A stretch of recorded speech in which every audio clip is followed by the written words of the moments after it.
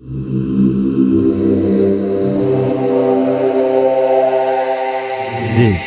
is Vibe Check with Zach and Kris. Hello, everybody, and welcome back to Vibe Check with Zach and Kris. Live in Cartoon Reality Studios here in beautiful Linwood, California. I can't help but mention what a fun-sounding city and studio. Oh, it's a blast. Yeah, and if you've been seen pictures of it, as you might if you were to follow Vibe Check ZK on Instagram and our potential future Facebook page, which will be Vibe Check with Zach and Kris. Coming your way. There's no limits on username length there. Nope, not at all. I mean, it's very practical to write whatever you want. You'll be seeing pictures of us, the studio, and coming next week, if my Amazon package is delivered according to schedule, you'll be seeing us on video. Ooh. And we gesticulate wildly. Yeah, we got a lot of hand gestures. Well, I mean, even if we don't, we are capable of them. We're both Mediterranean in some sort of form or another. Yeah. And we will speak with our hands as well as our voices. It'll really add a whole new dimension to the Vibe Check. So about 3 of them, as a matter of fact. 3 dimensions. 3 whole physical dimensions. You get it. I do. I don't know if they do. They didn't say anything yet. No, but speak up and tell us if you get my incredibly sophisticated humor. So today's topic is 2 things at the same time. One is imagination, and the other is the duality within ourselves. And what do they have to do with each other? Well, duality is basically the topic that we all have good and bad sides within ourselves, but it's too simplistic to call them good and bad. It's maybe more accurate to call it reactive and proactive sides of ourselves. Okay. A side of ourselves that reacts violently or negatively towards things that don't go our way, or sort of to a worldview of ours where we sense that things don't go our way unless we just take what we need to for ourselves. And the side of ourselves that says, no, we can be patient, we can wait, we're going to find the right solution, the right thing is going to happen, and you trust that it's going to happen. It's a matter of trust in this world. And imagination is about a unfortunately not so well cultivated faculty of ourselves to see and envision a world around us and create a world for ourselves. And the world that we create for ourselves and our ability to do it exists on either side of this duality equation. Yeah. I mean, one is we can create a world where everything and everyone is truly out to get us, and we can be justified in doing anything to prevent that from happening, which is sometimes true. Yep. I mean, I'm speaking in my perspective as the grandson of a Holocaust survivor. I mean, I know what that's like. It's not a foreign concept to me. But the other side of it is using your imagination to construct and create a world that allows you and the best of yourself, the self that understands that everything is ultimately okay, to thrive, to create sort of a vision of reality in front of you that speaks to who you are, and not just the threats that surround you. Exactly. So I would pose this to you, Kris, is, you, I would say, are very adept with your imagination. Like, you have Cartoon Reality Studios, which are, it's a whole world. How would you describe the importance of constructing the world that you have to your personal journey? Well, the whole concept of Cartoon Reality Studios, Cartoon Reality, everything that I label for my thing, is to be able to manipulate reality even to means that are cartoonish, don't limit your imagination.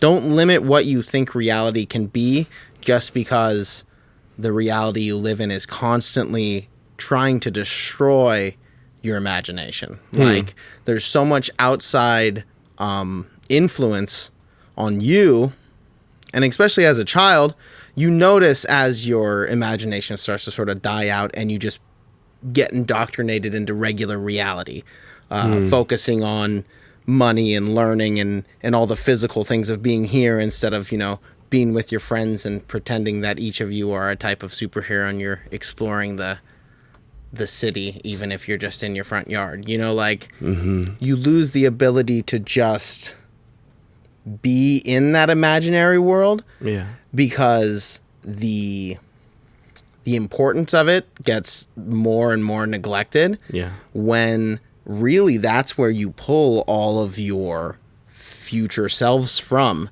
You pull your visions of the future that you want for yourself and that you want for the world and the people around you that you care about. You have to view that through your imaginary glasses. And there's nowhere else that really comes from. No. So it's like, it's interesting because at first I sort of introduced the topic by saying imagination is a power that can take you in one of two directions. But the important thing that we're zeroing in on is that it's a power. And it's a power that we're taught to neglect and put aside and not serve us. Yeah.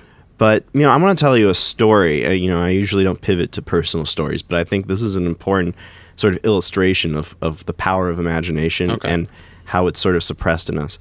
I remember in high school, I was actually quite depressed, and I thought to myself, well, if I just sort of suppress my emotions, I won't feel depressed. It was a very natural thing. And so it turns out that your brain is powerful enough to, if you tell it to do something, it will do it. Yeah. Over the course of time, I told my brain to dull out the emotions, and it worked. I actually didn't feel anything one way or another, and I was happy about that situation because I didn't feel anything one way or another. You just personally Xanaxed yourself a little bit.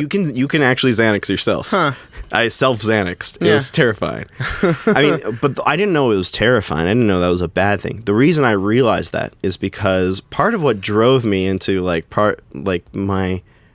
parts of me that can go to somewhere really beautiful and build a beautiful world for myself and other people is also the same world that can drive me, to see the problems of everything and everywhere. Yeah.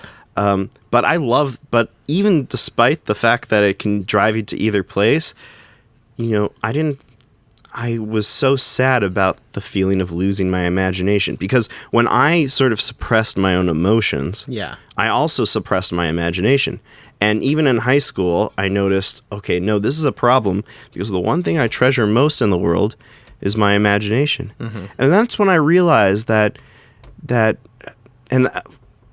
imagination is kind of a gateway to spirituality because I started getting my emotions back through the same process that I lost it. Yeah. I just said, I want to feel my emotions again. I want to feel them again. And my imagination started coming back. And with my imagination, I started being able to feel spiritual again. The possibilities of imagination that brought me to depression also were capable of bringing me to great heights. And I said, this life is too big to be worried about the negative repercussions of where my mind can go when they can go to such beautiful and positive places. Yeah. I don't know if you've experienced imagination as a conduit to a spiritual sense of self. Oh, for sure. And I feel like I had your experience, that story in general, just really hit with me because I feel like I went through sort of the same process. More recently, maybe. Sure. Because since high school, I've been doing the music thing. So I've just been chasing that imaginary dream, and trying to pull myself into that future for the last 13 years, from 15 to 28. I just turned 29. Happy birthday. So I guess it's going to be 14 years. I got to change that number.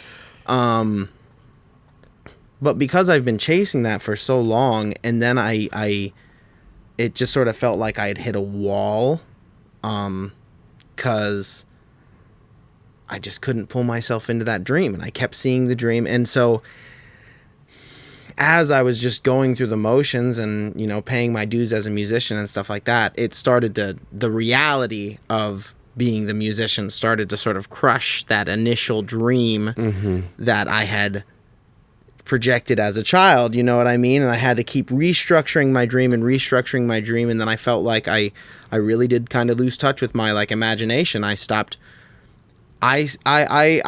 trying to create as much as possible by myself. Yeah.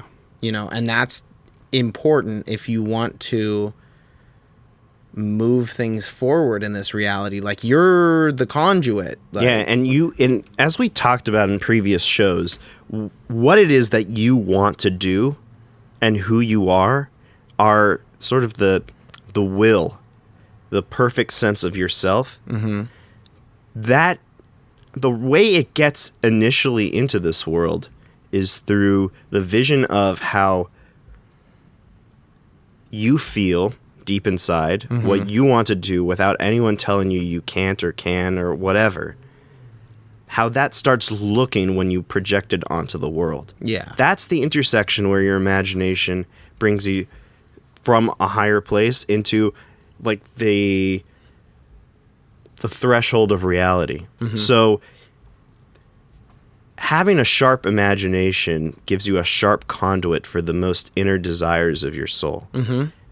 If you can start imagining a world where your most inner desires, free from what people say you should or shouldn't do, and you can construct that whole world, then you're that much closer to bringing something beautiful that is waiting to come out of yourself into reality. Without that imagination, where do you get the chance to express and build that inner vision into an outer reality? Yeah. So when we reject what people say about what we can or can't do and just keep that imagination going, we let our inner vision of what we need to do in this world constantly speak. And people don't want that from us because it collides with pessimism about what reality can bring or their own desires that they see as a zero-sum game with your own. Yeah. And we have to keep that imagination cultivated because that imagination, that dream, keeps propelling you forward if you are devoted enough to it. Yeah. And still in somewhat amount of in touch with reality because you have to make the dream happen in reality. It propels you forward beyond the wildest obstacles. I would say for myself, I had like 3 or 4 powerful different dreams. And I don't mean like dreams at night. I mean imaginary worlds. Like goal worlds. Yeah, I dreamed I would be an astrophysicist, and then it turned out, and I had a whole world constructed for that. It turned out I couldn't pass math classes very easily. But that was okay because then I didn't just say, well, dreams are over and they don't matter. I picked up a new dream of becoming a diplomat. I went to a school in Minnesota to do that, and I thought I was getting far enough on it. But then that dream collapsed for a completely different reason. But I didn't say, well, I'm done with imagination. I said, okay, well, let's try this rabbi thing. Yeah. And I managed to get through rabbinical school, and now it's weird to say, but I'm a rabbi. And these were projected worlds of mine that spoke to somewhere deep in me. And here's the beautiful thing. The beautiful thing is that those previous dreams didn't die because reality said no. Yeah. They were all incorporated in the new reality, the new dream that I dreamed for myself, and it made me a rabbi that had the diplomat and the astrophysicist within. Yeah. And because those were deep expressions and desires of my soul, they would not be suppressed when my imagination was allowed to speak them freely. Yeah. And so how do they manifest? As a rabbi, well, I'm just being a rabbi, but as a diplomat, I've traveled the world and I'm learning different languages to the extent that I can and trying to bring Jewish communities together that haven't been together. The Russian and American one is very far apart, and I've been trying to like put my steps forward to bringing them together where they haven't been. As an astrophysicist, I mean, I can't do math, but I can still imagine concepts that I feel like because of my dream, I'm allowed to go pursue those concepts. So dreams are a bizarre propeller of the inner desire of yourself, but we're told to suppress it. Where do you think the suppressive influences come from? I mean, other than just being told no a couple times.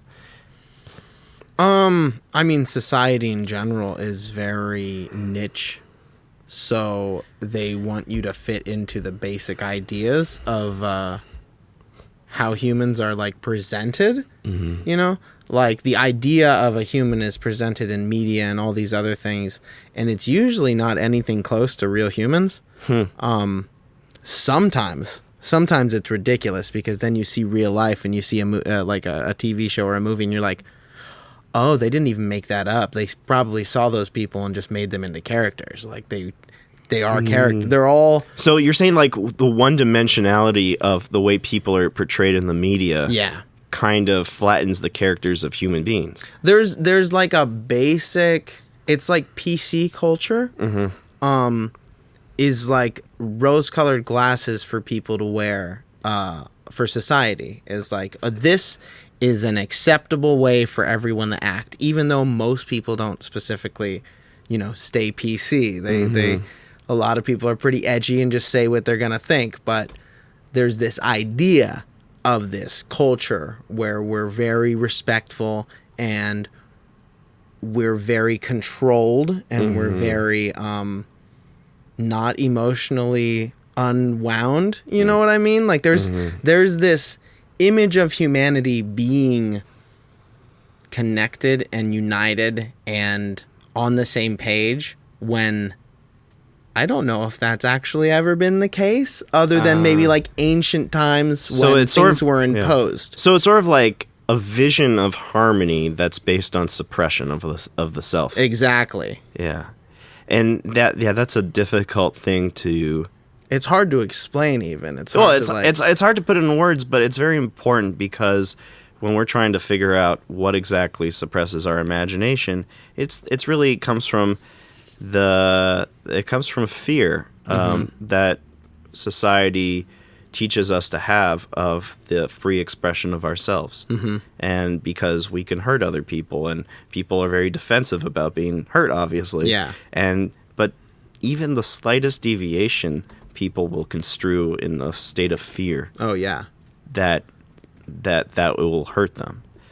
I would say this would be a good place for a break, but we'll be coming right back with more Vibe Check with Zach and Kris.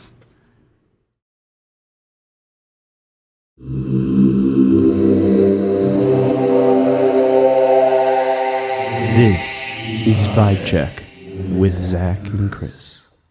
And we're back on Vibe Check with Zach and Kris, as our intro break was kind enough to inform you.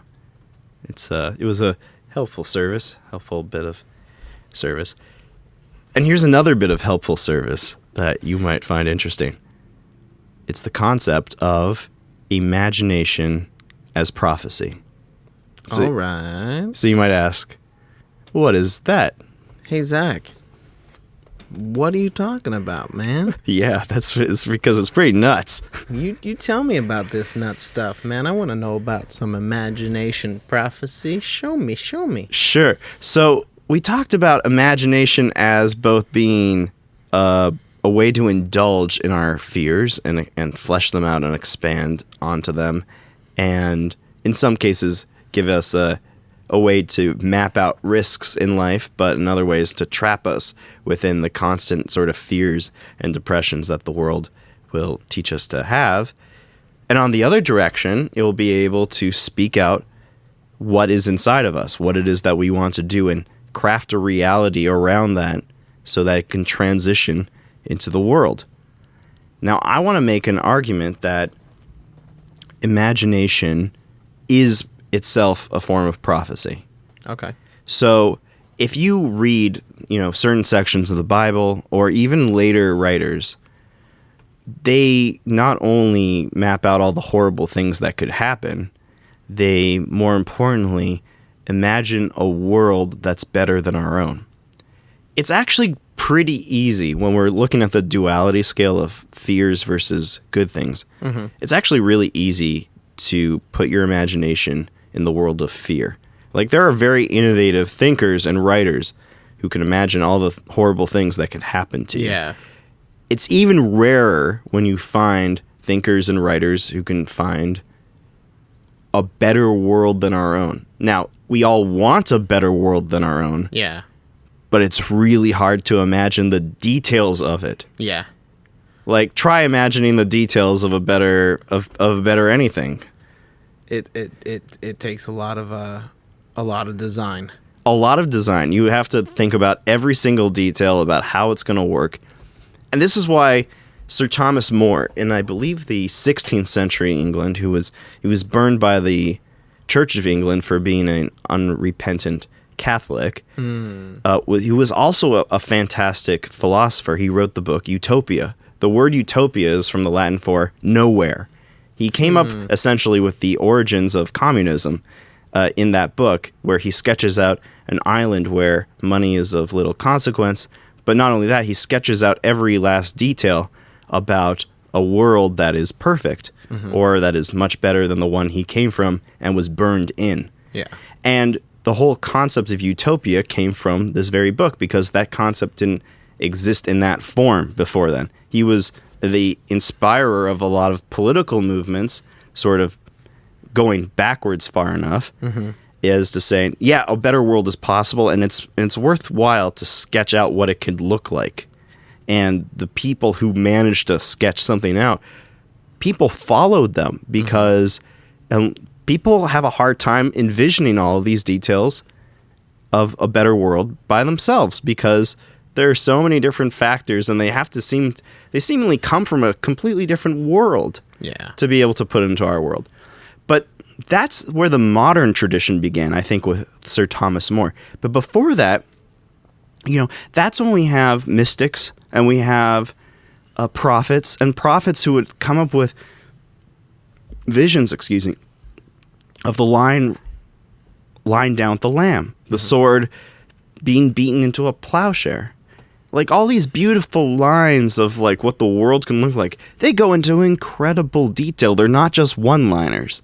They sketch out how the road will be open between Damascus and Egypt, and people will stream in with their offerings into Jerusalem, and the details of how it will all work out, and the way God will be present in the world. And that's prophecy, and that inspires people who are downtrodden to say, oh, I didn't even know that a better world is possible, but I see it even more powerfully in my mind than everything I see around me.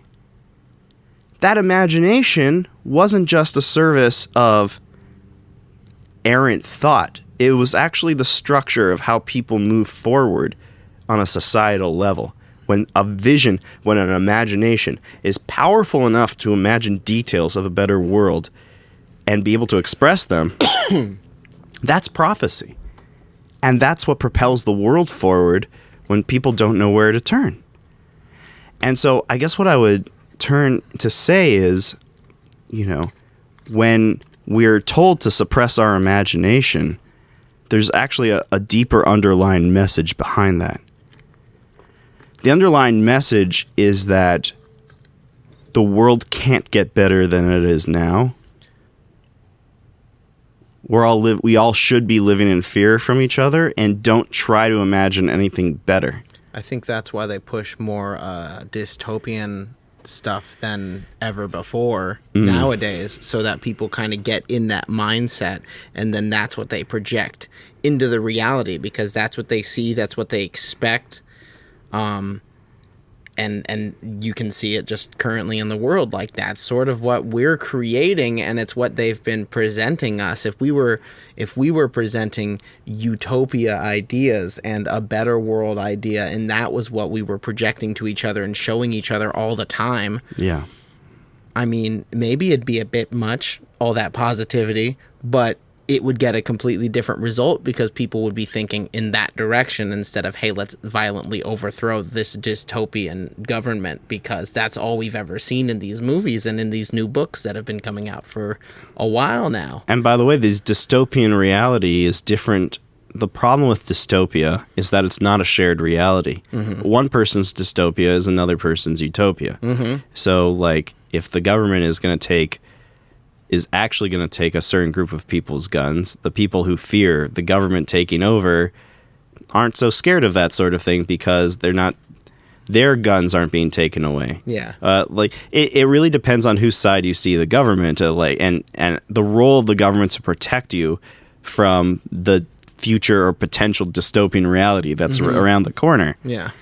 I would say that actually the whole of geopolitics kind of operates on this principle. There's a principle in international relations called realism, which is the idea that every country is out for its own interests and will do anything to get another edge on another country. For sure. And the one country that really gets into this is Russia. Their society is kind of bought into the idea that everyone is trying to get one over Russia. So if Russia's honest about its intentions to get one over the rest of the world, then they're the honest ones and they're the good ones. For sure. And so that requires a certain kind of imagination of all the machinations that everyone can do, but it's not the imagination that takes the work of prophecy. An imagination of prophecy is in an international relations setting is the imagination of like the League of Nations, the United Nations, where people are working together for common purposes that don't exist. They're not. People aren't people are still self-interested. Yeah. But if you can construct a world to channel that self-interest into mutual interest, and then have liberal democracies support each other on the basis of like a better shared reality, then that's a prophetic thing. It's a prophetic thing not because it's necessarily true, but because it offers a better vision that comes from a very deep place that inevitably, by the scope of history and the world and what we know to be true and right, it'll come to be. And so, but I think you hit the nail on the head about we're not presented positive thinking, and really I don't mean positive thinking. We're not presented a shared vision of society that brings us to a higher place because, well, we need leaders for that. I'm saying that this kind of imagination is suppressed, but where it comes from is a certain kind of leadership that says everyone should be able to dream and everyone should be able to express, because if they don't, they won't understand this prophecy that comes down the line. Yeah. Do you think we're in potentially a transition point where people will ever be done with dystopian fear-based thinking and be ready to take on what we're told to suppress, this imagination that reaches us into a higher place? I think there will be a large resurgence of spirituality because there are so many people. What I've found about spirituality is when you're in the darkest hole, that's when spirituality like shines the brightest. Like it really... Faith shines best in the dark. When you've never heard that voice, it's because you've never gotten low enough to hear the voice. Very nice. Very it's nice. like that's the weird thing about I'm just going to bring in some biblical concept, is the idea that you have a relationship with that being, and that some people are going to seek the relationship and some people aren't, and some people are going to be so well off that they don't really have to worry about it. Like some people are, the spirit world will reach out to you usually when you're more in crisis than when you're doing fine. Yeah. If you're doing fine, you don't need all this spiritual help. You don't need all this stuff from the other side trying to like pull you out of whatever you put yourself into. And it's a powerful concept because it's like, as the reality crushes you, all of a sudden, like, this imaginary world opens up. But it's not, we say imaginary and that kind of downplays the power. Like, not at all. The imaginary world is where everything comes from. That's where your ideas pop out of. Like, your imagination comes from somewhere deep and, like, endless. Everything built in this world emerged into this world through imagination. Yeah. There is nothing in this world that is untouched by imagination. Yeah. It's that powerful. And we try to close it into a box that's just contained inside of your brain, your physical, mushy, squishy brain, and you're just telling yourself stories in your head. Nah, like, you're attached to this infinite network of possibilities in this realm that you exist in and don't exist in at the same time, because you also live a physical existence. I think that's really beautiful, and I want to touch back onto something you said, which was very interesting, which was that the spiritual world touches you when you're in need of it, when you're in that place of darkness. Yeah, I would say that maybe if we look at society now, maybe people aren't doing better off on a relative scale, one to the other. The wealth inequality has gone up by so much. But I would say on the whole, like the quality of our lives in terms of maybe not what we can afford, but just the fact that everyone has all these amazing computers in their pockets. People have more education than they ever had before. There's certain, even though life can be very difficult, there's certain things that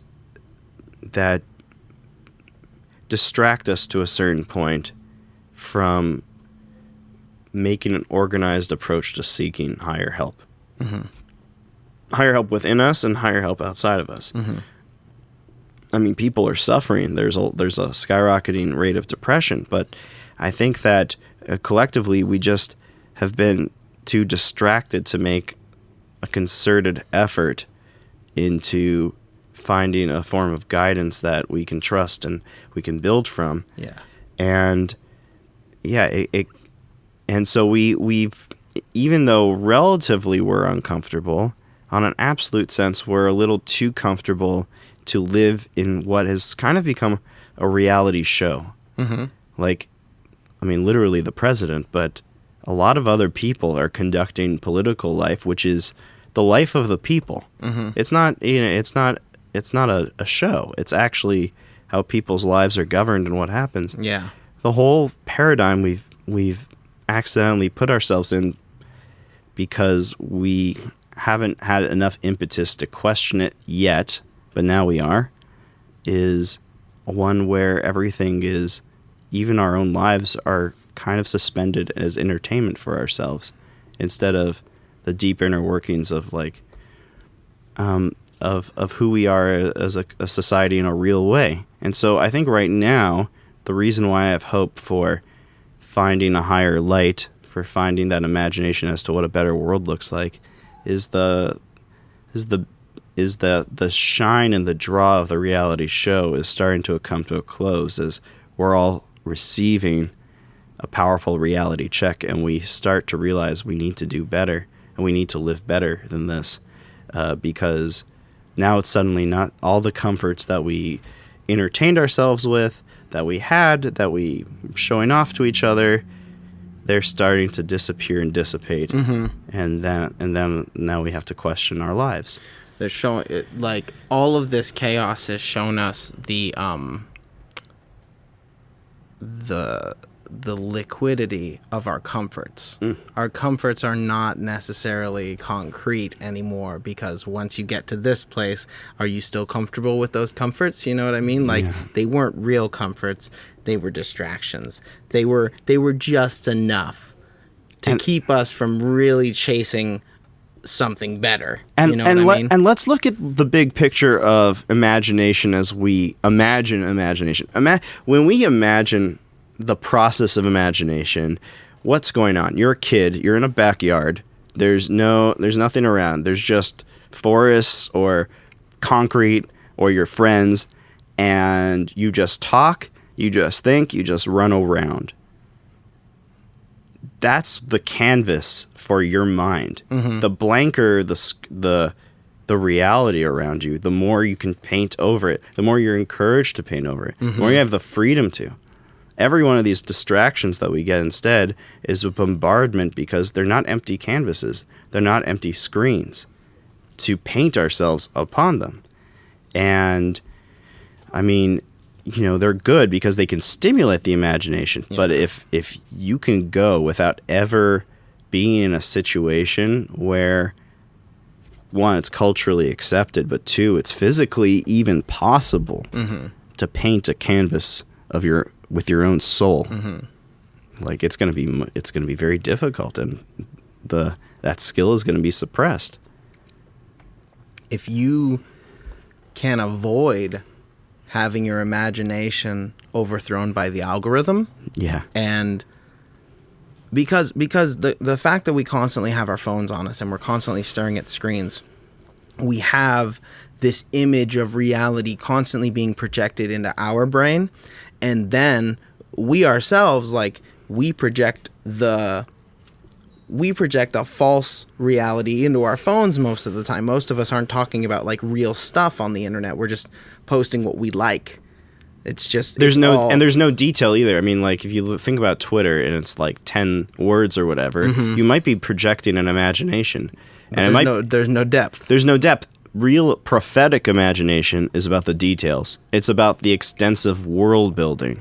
It's about the completeness of it. And it can't be described with anything less, because the content and quality of an imagination that's at the level of prophetic means that it must be as or more powerful than the entire sum total of the world we currently live in. And the current world we live in has many details and many facets. And if the prophetic world has to match that at every level, which makes it an incredible project of human spirit. It definitely becomes work. Yeah. It becomes mental and spiritual work. And it's tough to try to get all those details in line and not overwhelm yourself when you also have to do human stuff. And the darker part of our imagination, is allowed to thrive with all the bad news that comes around in the world, all the comparisons, all the difficulties. So it's not like our imagination is completely destroyed. It's just that the imagination, as we're sort of talking about, that we're allowed and encouraged to have, is one that exists so that we become self-fulfilling prophets of dystopia. And we need to change that. This is part of the vibe check. Yeah. The vibe check is going from self-fulfilling prophets of dystopia to tearing down enough facets of the world so that we can have the blank canvas to let our soul speak to us through an imagination we weren't told was comfortable to have. Yeah. And let it speak and become self-fulfilling prophets of utopia. And utopia not being unreachable or unreasonable. It's actually the natural state of human affairs that we are guided through in the course of history and by our own souls. And with that, I want to charge our listeners to consider that and break things down to let what's beautiful within you emerge unabated by anything that stands in your way. Yeah, and don't necessarily box your imagination into the structures around you. Make it structures that work for you, and really work out those details. Even like just have the conversations with your friends. Talk about where you would like to see the world go, because if you're only keeping that internal and you're not expressing it to anyone, then the idea can't be spread. Like an idea is only relevant if it's being thought upon. Yes, and it can't leave your soul, and it can't enter your mind until you let it. I didn't mean to cut you off with the last word. I was just very excited about bringing that in. It's an exciting conversation. I didn't realize we were going to get that deep, and it went real deep, and I liked it. Well, that's just how we roll at Vibe Check. And so I think with that, we should think about the topic for next time, which maybe we could dive in. I feel like we didn't really attack the idea of the duality as much as we could have. Oh, yeah. So we'll probably blend a little more of the duality since we kind of focused on the imagination aspect of this. Yeah. But what else, Zach? What else do you think we should throw in there with the duality of humanity and... Well, what's a good topic to build off of this topic? I would say, we're talking about weirdly enough, even though this is all abstract, we're actually building very concrete ideas. Mm-hmm. So we're first saying, listen to yourself, ask yourself what you're saying. The second part is see where that inner voice that does what you want, what it looks like when it's projected into your mind. The next step is to really harness that imagination and that mind and put it into concrete steps to strengthen that process. So I think next we're going to talk about the concrete steps to strengthen that process, which will involve the duality. The duality becomes stronger the closer we are to Earth. Yeah. And so it's always going to go stronger. And that's probably where we might end up, because there's a transition point from our imagination to our emotions, as I sort of alluded to in our story. So I'm excited for it, and you'll get to see us do it because we'll have a video camera. Yeah, that'll be an interesting upgrade for everyone to witness. Yeah, it'll be exciting. But yeah, with that, we're going to end it here, and see you next time, or hear from you next time. I mean, you can always hit us up if you're liking the show. Contact us. We like to hear from our listeners. Yeah. But we'll see you next week. I guess you'll hear from us next week. You'll hear from us and you'll next see week. us next week. Vibe check with Zach and Kris.